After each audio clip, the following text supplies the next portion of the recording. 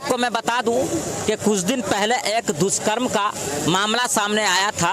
उस मामले के बाद जो है कई बार जो है आक्रोश मार्च निकाला गया और आज जो है मधुबनी बंद का ऐलान किया गया है, जिसमें मधुबनी शहर की जितनी दुकानें हैं लगभग सारी दुकानें बंद हैं। यहाँ पर आप देख सकते हैं हजारों की संख्या में लोग यहाँ पहुँचे हैं। हम उनसे बात करना चाहेंगे और पूरे घटनाक्रम को समझने की कोशिश करेंगे कि आखिर क्या मामला था। सबसे पहले आप अपना परिचय दे दीजिए। जी, मेरा नाम राहुल राज है, भाजपा युवा मोर्चा के जिला अध्यक्ष हैं। देखिए, ये जो घटना अभी पिछले हफ्ते हुई है, बस स्टैंड जो काफ़ी घनी आबादी वाला क्षेत्र है और शहर के बीचों बीच वो क्षेत्र है। और इस जगह पे इस तरह की घटना, इस तरह का दुष्कर्म, इस तरह की कुकृत्य हम सभी, सबसे पहले हम मधुबनी नगरवासी हैं, हम सबों को शर्मसार करता है। शर्म से हमारा चेहरा झुक जाता है कि जो सभ्यता संस्कृति की धरती मिथिला है, उस धरती पे ऐसे घिनौने लोग, ऐसे क्या कहते हैं, राक्षसी लोग जो बैठे हुए हैं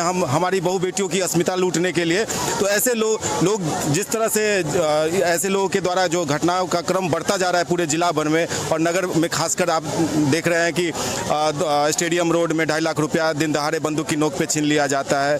आप देख रहे हैं कि थाना के 10 कदम की दूरी पे एक्सिस बैंक में 40 लाख रुपया लूट के गार्ड की हत्या हो जाती है बच्ची के साथ। ये आप सोचिए कि आप रात के 9 बजे आप किसी बच्ची को रिक्शा से खींच के उसका बलात्कार सामूहिक करते हैं। इसके लिए आपके मन में, मतलब आप कितना प्रशासनिक खौफ ही आपके मन में खत्म हो चुका है कि प्रशासन नाम की कोई व्यवस्था भी बची हुई है नगर निगम क्षेत्र में, तभी तो आप ऐसा कुकर्म करेंगे ना। तो इससे पहले हमें सोचने की जरूरत है कि प्रशासनिक जो बदलाव करने की अभी तुरंत जरूरत है, क्योंकि प्रशासनिक सेवा देने में, यहाँ के जनता की रक्षा करने में हमारी प्रशासन पूरी तरह फेल है।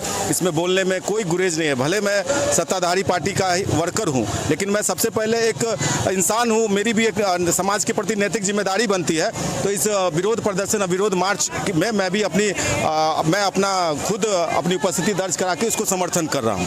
अच्छा, ये मधुबनी में पिछले 4-5 महीने के सारे घटनाक्रम को देखें तो ऐसा लगता है अपराध बढ़ गया है और उसी का नतीजा है कि आज लोग सड़कों पे हैं, महिलाएं सड़कों पे हैं और कहीं ना कहीं इंसाफ की मांग कर रही है। इसको लेकर क्या कहें? नहीं, एकदम इंसाफ की मांग वाजिब है। जो दोषी इसमें कुकृत्य में है उनको कम से कम फांसी की सजा होनी ही चाहिए, ताकि समाज में आने वाले समय में युवाओं के लिए भी ये एक ये सोचने का विषय हो कि अगर हम लोग कुकृत्य करेंगे, अगर मन में भी चेष्टा आएगी तो इसका त्वरित इसमें समाज एक होकर हम लोग को अपने कुकर्म की सजा दिलवा देगा, फांसी की सजा हो जाएगी। तो ये कठोर सजा मिलनी चाहिए। इसलिए हम सब यहाँ पे उपस्थित है, सभी युवा यहाँ पे उपस्थित है। तो आप लोगों की ये जो लड़ाई है ये कब तक जारी रहेगी?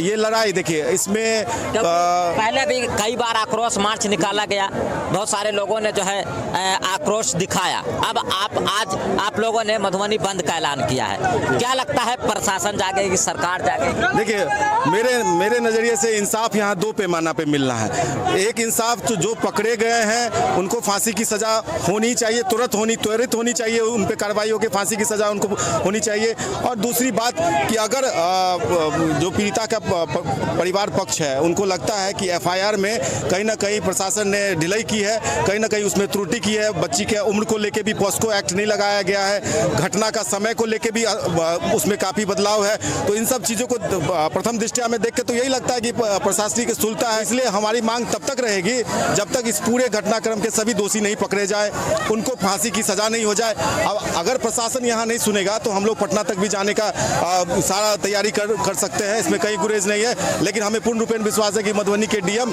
हम लोग को इंसाफ यहाँ से दिलवा देंगे। पहले नाम बताएं। जी, सबसे पहले तो आपको धन्यवाद वॉइस ऑफ हिंदुस्तान को, जो आप लोगों ने मीडिया का जो हकीकत का काम है उसको करने के लिए यहाँ तक आए। मेरा नाम सचिन कुमार झा है, शहर में ही शंकर चौक के स्थित झा कॉमर्स क्लासेज का संचालक हूँ जी। तो आज जो मधुबनी बंद है जी, और आप लोग यहाँ एकत्रित हुए, मुख्य रूप से क्या मांगे हैं सरकार से, प्रशासन से, और आप इस पर क्या कहना चाहेंगे ये बताएं। देखिए, मुख्य मांग नगरवासियों के द्वारा है तो मुख्य मांग का एक चिट्ठा नहीं बना होगा। मुख्य मांग अपनी अपनी सोच के अपनी अपनी नैतिकता की होगी। हमारा पहला मांग है कि जो कुकर्मी है, जो दोषी है, उसे हमें हत्या और ये क्या कहते हैं उम्र कैद सजा नहीं, फांसी की सजा दीजिए। जो मधुबनी के मिथिला पवित्र भूमि, जहाँ पर विद्यापति जैसे कवि जन्म लिए, जहाँ पर सीता माता अवतरित हुई, उस धरती को अगर कलंकित किया गया है तो उस कलंक को ऐसी सजा मिले कि आगे चलकर कोई कलंकित व्यक्ति फिर जन्म ना हो। तो जिस प्रकार से दुष्कर्म की घटना मधुबनी शहर में हुई है, आप एक शिक्षक हैं, आपके पास भी लड़कियां पढ़ती हैं, तो क्या लगता है उनके अंदर उन पर भी कोई इफेक्ट पड़ेगा, कोई प्रभाव पड़ेगा? घटना को लेकर के डरेगी, सहमेगी या फिर घबराहट? देखिए, हमारे पास सुबह 7 बजे से 3 बजे तक बैच रहता है। अभी हम बैच बंद करके आए हैं। लड़की के जो गार्जियन हैं, उनके पापा आकर बोलते हैं हमको, जो सर एक काम करिए, 10 बजे से पहले आप बैच दीजिए, जो मेरी बच्ची को मैं अपने लेके आऊँगा, अपने घर तक छोड़ूंगा, ताकि मेरी बच्ची सुरक्षित हो। 11 बजे के बाद पढ़ाएंगे तो हम नहीं पढ़ा पाएंगे। अब मेरे पास मजबूरी है कि लड़कियों का बैच या तो हम अलग करके पढ़ाएं 11 बजे से पहले, तो इसका मतलब है कि हम अगर टैक्स दे रहे हैं तो गलत काम कर रहे हैं। हम भारत में अगर नहीं रह रहे हैं, भारत में तो कानून व्यवस्था है, न्यायिक जांच है, डेमोक्रेटिक कंट्री, तानाशाही तो नहीं है। सत्य प्रकाश जी को यहाँ से इस्तीफा देकर चले जाने चाहिए।